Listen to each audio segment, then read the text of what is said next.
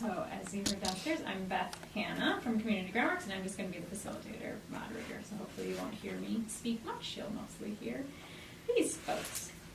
So we're going to start with just introductions, and if we can go down the line and everybody describe what's your connection to Farm DCE. As far as I know, no one's at a site, but they support early childhood in different ways. So we'll start with Amy, and we'll go right down the line. Okay. I'm Amy Korth, and I'm based at the UW in Madison, and I'm working on a project that we call Health Tide. And so we do work to support nutrition and physical activity opportunities kind of across the spectrum. So from 0 to all the way up to, the general public and community populations. And so what our real goal is to bring people together and have them talk about what they're interested in. I've been doing farm to school work since 2010, and in that way I've been really supporting schools and food service directors at schools to bring in local produce. And then we also, as Health Tide, have an early childhood group that right now is really interested in bringing people together to talk about ways to bring more produce into child care centers. We also kind of really have this idea that if we collectively can work on things together across the state, then we can get more accomplished. And so we really pride ourselves on trying to have people really network, so we're excited to be here. Morning, everybody. I'm Jill Carlson-Grundyke. I'm a farm to early care and education trainer at Community Groundworks, so I'm a colleague of Beth's. And my primary role is to support early care and education sites via resources and trainings, whatever form that might take, whether that's like a print one-pager or a training at your site, or maybe a webinar, help you guys do more farm to early care and education. So to purchase more local food, to garden with your kids, to do more hands-on learning. And so part of that job is really actually finding out like what is already working, what you guys are already doing, to then share that message with other sites across the state, and also just to see, to explore what hasn't been done and what can we do so that we, with the hopeful outcome of impacting our children's health, and also improving the quality of care and education at early care sites across the state. And so I come to this work kind of with a handful of different experiences. I worked at a couple different farms also in the Midwest, in Michigan and Wisconsin, both like market farms as well as CSAs. And I also served as an AmeriCorps Farm to School specialist in Madison. So I spent a year working at a couple different schools from preschool up to like 5th grade, doing nutrition education. So that's kind of a handful of stuff that influences, I think, my work as well. Hi, all. I'm Jenny Farinas. I work for the USDA Food and Nutrition Service. I work with the Midwest Regional Office in Chicago, and part of my job is working in the Child and Adult Care Food Program as well as the Summer Food Service Program. And part of our work is working with Jenna, who's our Farm to School lead, to help promote farm to school activities in early child care settings. So my main goal is to work with the states to help them to train their child care sponsors or the child care providers on how they can source locally. So for us, we work mostly with our state agencies and getting them to help us promote this initiative. And it's just great, like opportunities like this, allow me to meet with people, because sometimes I feel a lot disconnected working for the federal agents, for the federal government. So it's great opportunities like this to hear what you're all doing or what you're interested in doing, and also hearing those challenges that might come up with trying to procure locally or even doing more farm to school activities at your sites or child care centers. So thank you. I'm Robin Hunter. I work for 4C, or Community Coordinated Childcare in Madison. Everybody asks what the 4Cs are. Our agency is a nonprofit. We work together with childcare providers, whether they're in the early childhood care facility or if they're in centers. We provide educational opportunities for them. We also have a resource referral. We have early learning opportunities with the Play and Learn project, which is for families, and we also do some developmental screenings. We have the Latino project, and then also 4C sponsors the USDA Child and Adult Care Food Program, which I'm a nutrition specialist for that. Our program is part of the National School Lunch Act, in that our program really goes about making sure that child care in settings that children have access to quality meals, nutritious meals, and that's done through public funding that we do. Our agency has done a lot in the past and continues in the future. We were pretty instrumental early on in working with CSAs, community supported agricultures, with farms. We've done a farmer's market actually in our own parking lot, which connected child care people with farmers and local food producers. So we've done a lot in terms of making those connections for providers. In turn, we do a lot of educational structuring around teaching providers to educate children on where food actually comes from, how it's prepared, as well as how it affects their bodies. And so providers from all different backgrounds do many different things. Some go to CSA, some go to farms, they go to orchards, and they actually engage with the farmer. We have some providers, depending on what their income is and their status, whether they do like a container gardener program. I have one provider who lives in an apartment, and she just does a lot of work with container gardening for the kids. And then I have one provider, she lives in a circle on a street, and she actually asked her neighbors if she could do a community garden with the children, and so that's gone really well. I have one provider that I visit in home, and I drove by her house the other day, and she has a Red Ryder wagon. And one year she couldn't do a garden, and so what she did is she just put a big plot of dirt in this wagon, and so I drove by and I saw tomatoes and vines growing. So if providers have access, they are definitely willing and wanting to include that as part of their regular daycare programming. So. And I'm Rebecca Braid. I work for the Wisconsin Early Childhood Association. You may know that as WICA. And I am only part-time there now, and my involvement there at WICA is all with the Farm to ECE programming efforts. In my non-work, like compensated work life, I am married to a farmer, and we have a 220-acre certified organic grain and produce vegetable farm in Columbus, which is Columbia County, so it's not far from, it borders Dane County, so we're not far from Madison. And we operate a CSA. We are at 3 farmers markets, and we wholesale. So some people on this panel, actually, when they found out I was married to a farmer and had background in early childhood, because that's actually my educational background, 20 years and 3 college degrees, all in early childhood. And then I married into the farm, and so now people call me a farmer, which I think is very funny, since I have nothing to do with farming, except being married to the farmer and running the business of our farm. Now, I actually do that full-time now. And so we, as a farm, participate in Farm to School. Last year, we supplied our produce to Wisconsin Dells, Sauk Prairie, and Columbus school districts. We also provide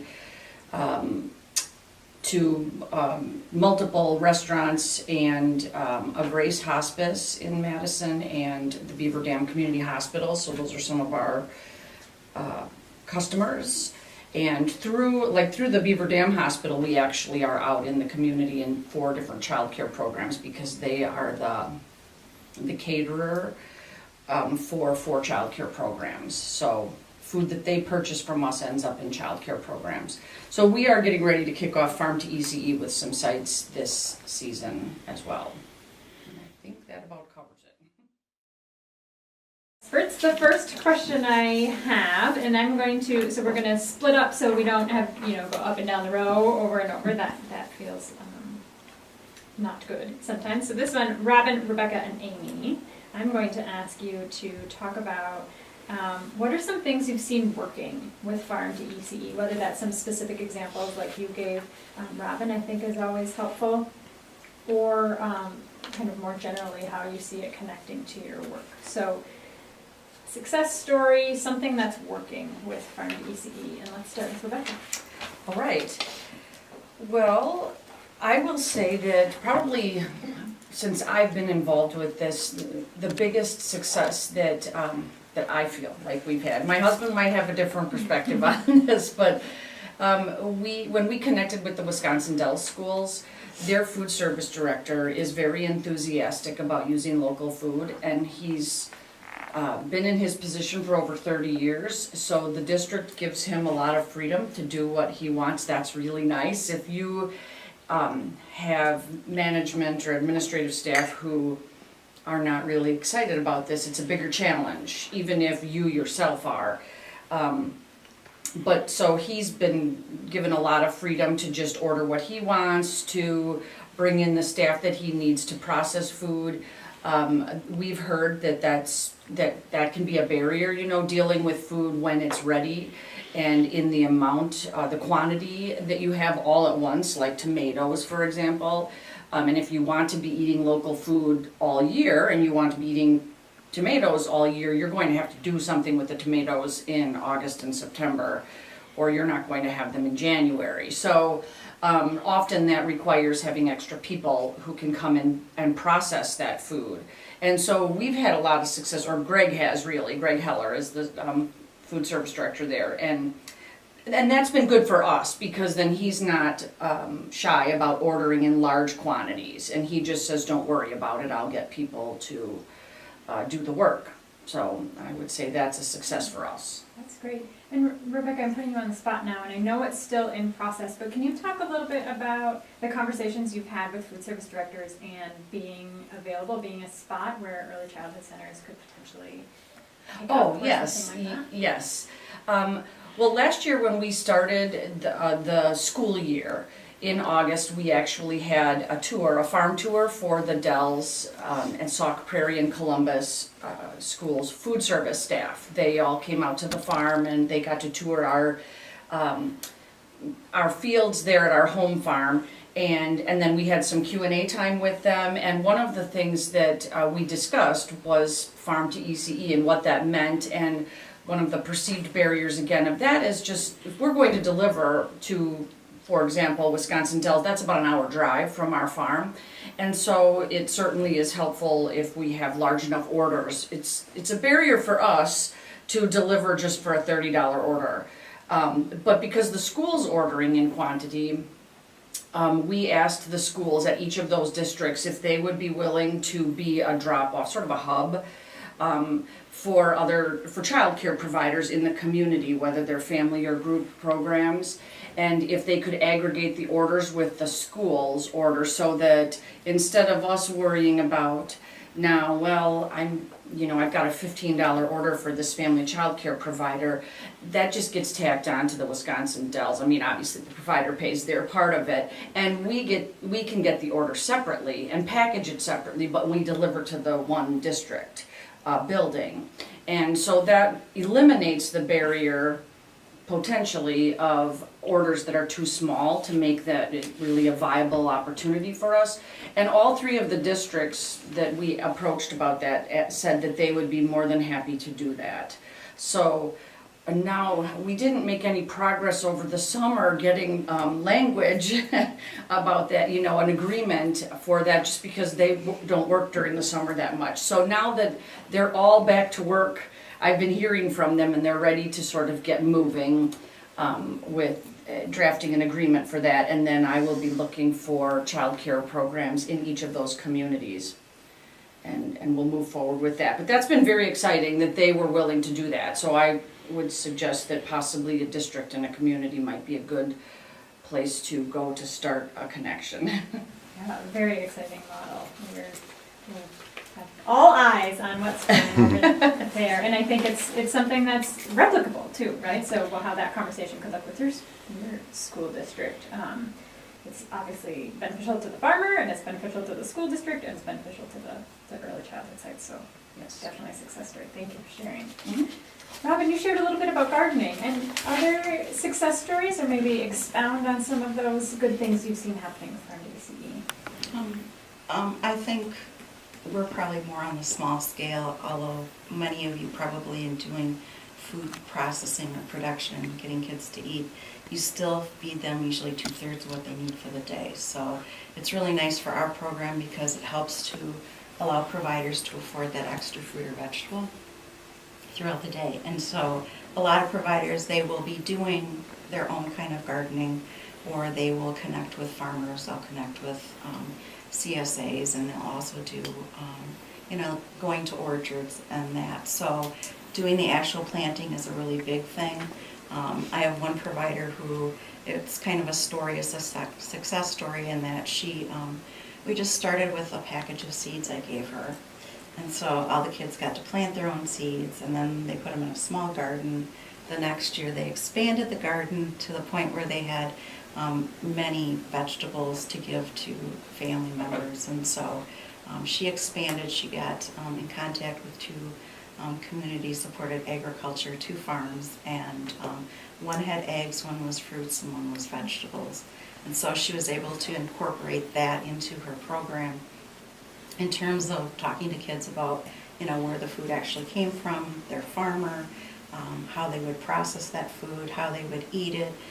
We included many recipes and really supported them to, just expand with that. And she also had a local newspaper approach her, so she was able to talk about her program, and she was also able to feature or highlight the other CSAs that were involved with it. So I think she did a really wonderful job.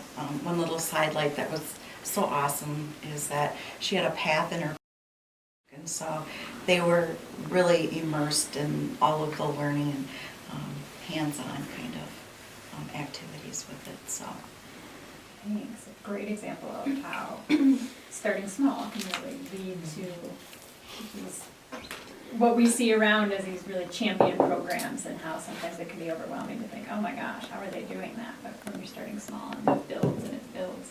As well as a reminder that Farm to ECE is the whole plate, right? I think we're quick to think of fruits and vegetables, which is absolutely essential to Farm to ECE, but it also can be eggs, and it can be dairy, and grains, and really be that whole plate.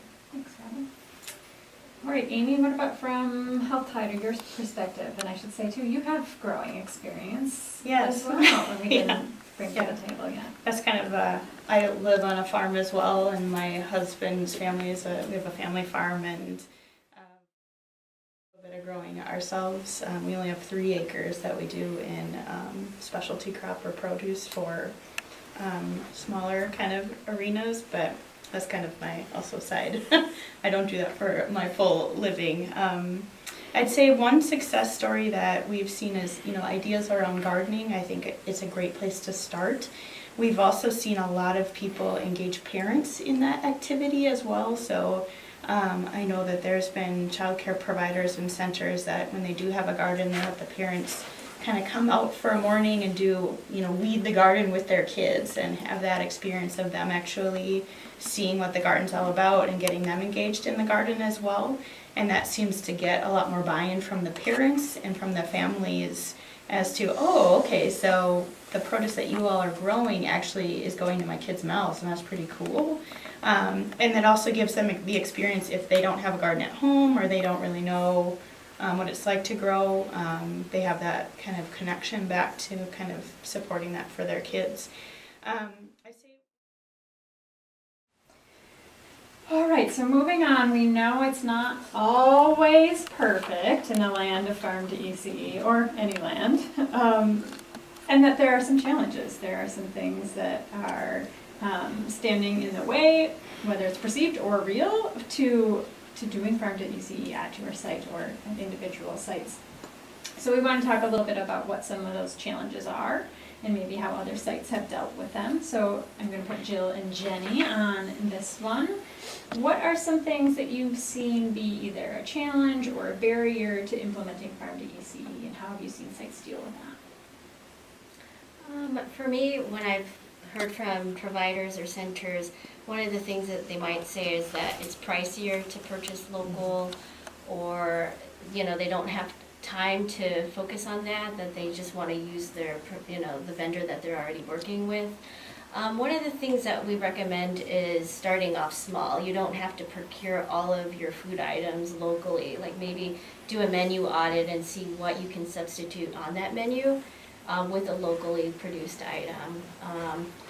Or even just maybe starting with if you're doing a garden already, because I've heard that a lot of childcare centers or providers don't think that doing a garden is farm to school, that they think you have to do every component, like procuring locally and doing a garden and going on farm field trips. So again, just starting off small, maybe taking kids on a farm field trip and picking apples or going to a U-Pick. So that's one of the things that we've been recommending. Great. And likely things that are already happening at your site. As soon as we start talking to sites about Farm to ECE, we'll say, are you doing Farm to ECE? And they'll say, no. And then we start talking about what it is, and they'll say, yeah, I do that. And oh, yeah, we do that too. And sort of giving yourself the pat on the back for what you have been doing.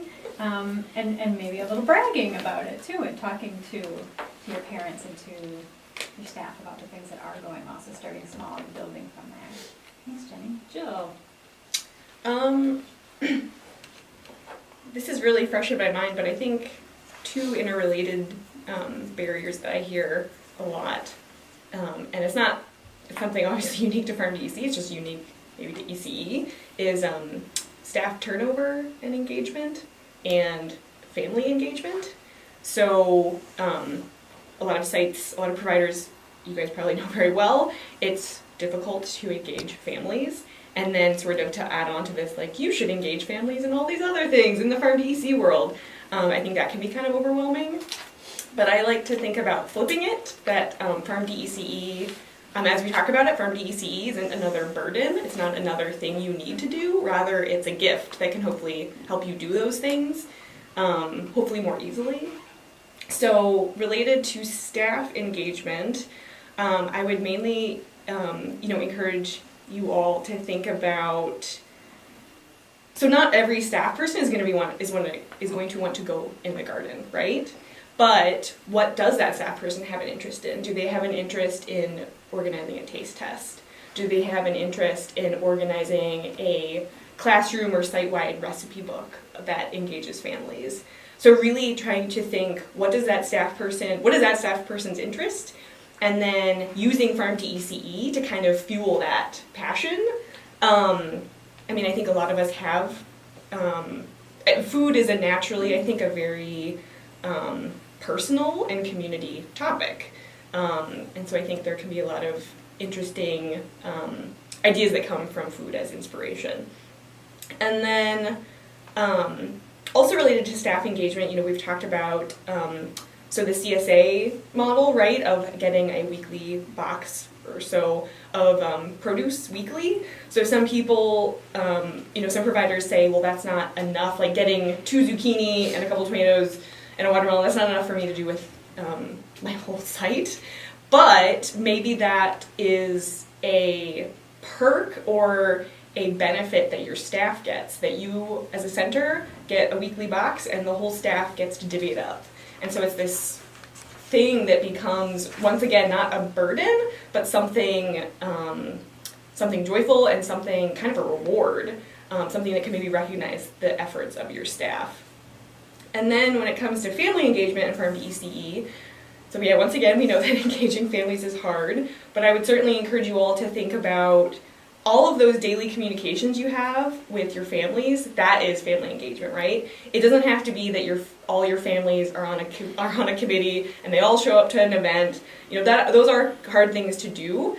But maybe you send home a sheet that's 3 questions that parent can ask their child about what they ate that week, what they liked, what they didn't.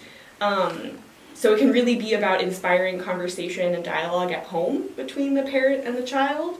It could be sharing a concrete detail. So when the parent comes and says, "How was Charlie's day?" Instead of saying like, "Oh, it was good," you could say like, you wouldn't believe how much he liked dressing up like a farmer in the dramatic play area." So there's certainly like small ways, but they're meaningful ways to engage families in Farm to ECE that don't involve throwing a huge event. So yeah, those are mine. All right, so this is the challenge question for our panelists. It really threw our panel last time. But we're going to do it again. So this is asking about the Farm to ECE wish list. So if the panelists had to choose the one thing or the 5 things that would really propel Farm to ECE forward, or what sort of equipment or resources or professional development opportunities would really help move Farm to ECE, what would it be? So that's the general idea, but they only have 5 words to answer it. So they are picking 5 words, and they can be connected or they can be individual words with commas that they would put on their Farm to ECE wish list. Panelists, did you have time to prepare? Oh, Robin, what's on your wish list? I would just like to keep it simple, although I think everyone has said similar things, so I think it's all encompassing, but time being a real factor. Also access for my child care providers, as well as resources. We continue to do a vast amount of getting resources out to providers, planning time, and then sustainability, how to keep it going, because it is a lot of work. For me, definitely form partnerships. I've seen really great examples. For example, in Minnesota, there is an organization called Institute for Agriculture and Trade Policy, and they've done quite a bit of work where they connected Head Start programs with local producers. And if you want to Google that, it's IATP. It's the Institute for Agriculture and Trade Policy. And what they've done, they've formed curriculum, they've connected Head Start programs with local producers, including the Hmong American Farmer Association, so connecting them with minority growers as well. So definitely form those partnerships and see who, maybe even connect with a school district out there that might already be doing some farm to school work. Also, just maybe if this is new to you, start small, because I think that it could be a little bit overwhelming, like I said earlier. Just doing maybe like a menu audit to see what you can substitute on your menus.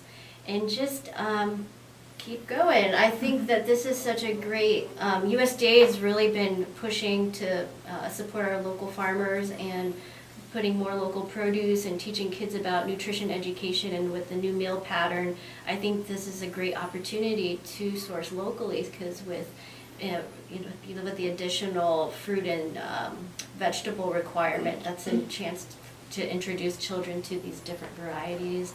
And then also limiting juice, it's a chance to work with producers that, they don't have to process those fruits, so working with whole fruits and vegetables. So yeah, form those partnerships, start small, and keep trying. But those are 6 words. But So I'm going to annotate mine too. The rest of them. First word, blenders. Blenders. As we've heard from actually one provider in particular, she uses it to make baby food out of stuff from the garden, which is pretty cool.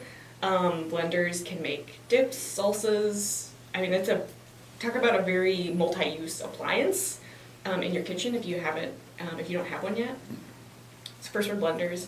And then I think the second concept is just farmers have excess. So I'll just do 4 words actually. And I guess my point with that is that, so I have I'm a member of a CSA, and we get these weekly newsletters that come with our boxes. And because the farmer, puts so many of each type of item in the box, depending on what's really successful that year, they often have a lot of excess, and my CSA is actually having trouble getting rid of it, and they end up just donating it. And so I think And a lot of CSAs will notify their members of that excess. They'll say, hey, and for bulk purchase or for wholesale purchase, got a bunch of zucchini and spinach or whatever it might be. And so obviously that is a connect, like we all, in terms of like forming partnerships and the networking opportunity of today, like that's a mismatch, right? That like you guys all want to buy fresh farm produce and farmers are like trying to find out how to get rid of it. And so yeah, if there's a way, I'm eager to find a way to better connect those two entities. I think my 4 or 5 words piggybacks on that. I said small scale aggregation and distribution. Mm-hmm. So those things, that small scale aggregation distribution, I think is really important. Because there are farmers that have some kind of an outlet, but if they have 200 pounds of zucchini that they can't get rid of, that's really not that much for a bigger picture perspective. However, that's a lot for a childcare provider, and so they could even is there a way that we can aggregate that produce somewhere and be able to distribute it? I think that goes with farm to school as well. Sometimes there's that piece, I think, is really key for this moving forward, kind of globally. But Thank you, panelists. Well done. Everything from blenders to legislative support, right? We have the whole gamut.